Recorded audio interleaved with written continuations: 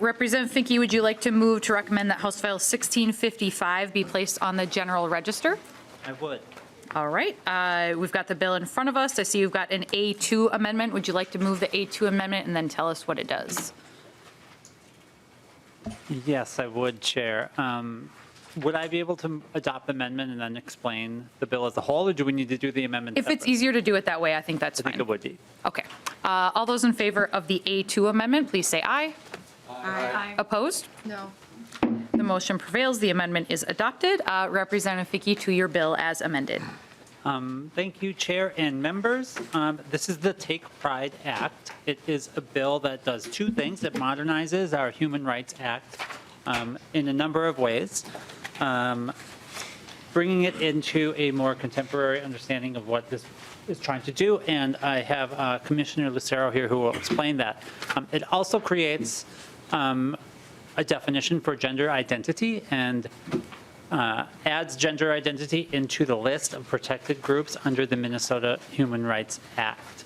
It's important that we continue to evolve our laws as our understanding of what it means to be a full and authentic human is. We do this throughout history, throughout time, and this is a great moment for us to expand what it means to be a person and to protect all of us. So that's what my bill does, and I hope we can have your support.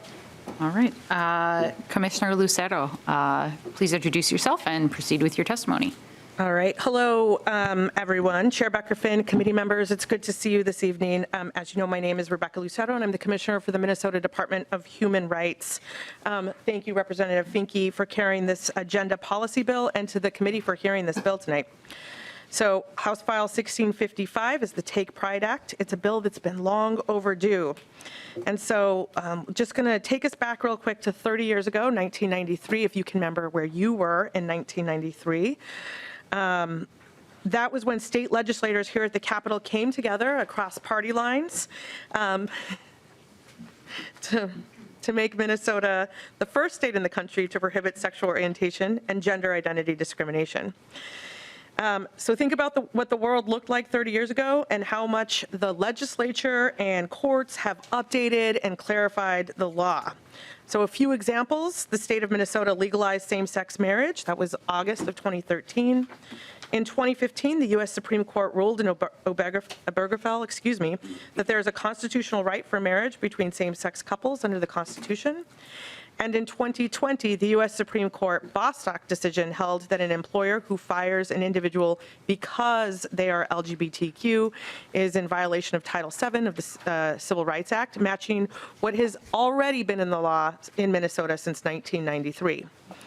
So it's time to update and clarify the Minnesota Human Rights Act to bring it into 2023. So the Take Pride Act does four more wonky things that I'll go over. First, the Take Pride Act removes outdated language that says Minnesota does not condone homosexuality and does not recognize the right of same-sex marriage. So why should this language be removed? Well, because Minnesota does recognize marriage between same-sex couples. Why should this language be removed? Because Minnesota does not object to someone based on their sexual orientation. The second provision provides a definition for gender identity, so that gender identity, which has been a protected class since 1993, has an updated and clarified definition. And I'm loath to ever Please correct me. Okay, and if that's okay, I really want to say this is not expanding. Sorry. No. This is not expanding anything. This has been the law since 1993 in Minnesota. Gender identity has been the law as a protected class status along with sexual orientation under the Minnesota Human Rights Act since 1993. So this is about clarifying and updating what has already been the law, making it more in alignment with where we are right now. The third piece here removes the provision that allows for discrimination based on sexual orientation to occur in a duplex. So let's look at what the law currently is about someone who owns their own home. In that situation, nothing changes under the Take Pride Act. And so I just want to make sure you see the statute holistically. So when it comes to your own home, this bill does not change the fact that you get to select who lives in your own home. This bill removes no restrictions of the use of one's own home. You can find those restrictions under Minnesota Statute 363, A.21, subdivision 1, paragraph 2. Those remain fully in place. So again, when it comes to your own home, nothing changes. This is what else the law currently says. It says that if someone owns their own 400-unit apartment complex, a 40-unit apartment complex, or a 4-unit building, and they live in that building, they want to rent out the other units, they can do so. But just like any coffee shop or grocery store, they cannot deny someone's business because of a protected class status. That means a landlord cannot deny someone housing because they have a kid, because they are of a certain race, religion, or because they are gay or straight. That is the law right now. So the only change here is to align with what the law currently is to all rental units so that duplexes are treated the same as any other rental unit. The fourth provision ensures that all nonprofits follow non-discriminatory law. When I talk about this provision, I oftentimes get asked questions like, wait a minute, I understand tax law and religious organizations are also 501c3s. And so is that what you're talking about right here? And I just want to answer that for religious organizations, which of course are 501c3s, that have a religious belief that is incongruent around sexual orientation with their religion, there is an exception in the Minnesota Human Rights Act. You can see that laid out in MnStat 363A20 subdivision 2. That stays the same. That allows for religious organizations to actually exclude, keep somebody, that allows for religious organizations to place restrictions on someone because of either their religion. You maybe want to make sure that it's kept to a certain religious group and or because of sexual orientation. That exemption remains fully in place. So nonprofits that are religious in nature, where their religious beliefs are incongruent with someone else's sexual orientation, they can continue to place restrictions based on religion or sexual orientation as laid out in statute.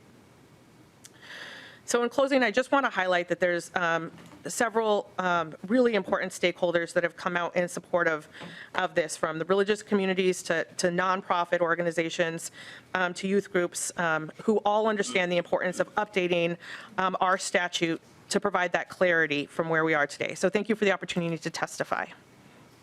Representative Finke. I just want to take a moment, thank you, Chair, to thank the Commissioner for correcting me because Minnesota is a leader. Minnesota was the first state in the country to protect gender identity. So I was referring to the updated definition and the expansion of how we understand gender identity, what it means to have a new definition in a new decade. But it's very important that we recognize that we were at the forefront of doing this work, protecting trans people, protecting gender expansive people. And so I'm grateful to have the record corrected. Thank you. Any other members of the public wishing to testify on this bill? All right, seeing none, we'll move on to member discussion. All right. Closing comments, Representative Finke. I just want to thank Chair and the members, the Commissioner for coming down tonight, and I hope everyone supports this bill. It's good work. All right, thank you. With that, Representative Finke renews her motion to recommend that House File 1655 as amended be placed on the general register. All those in favor, please say aye. Aye. Opposed? No. The motion prevails.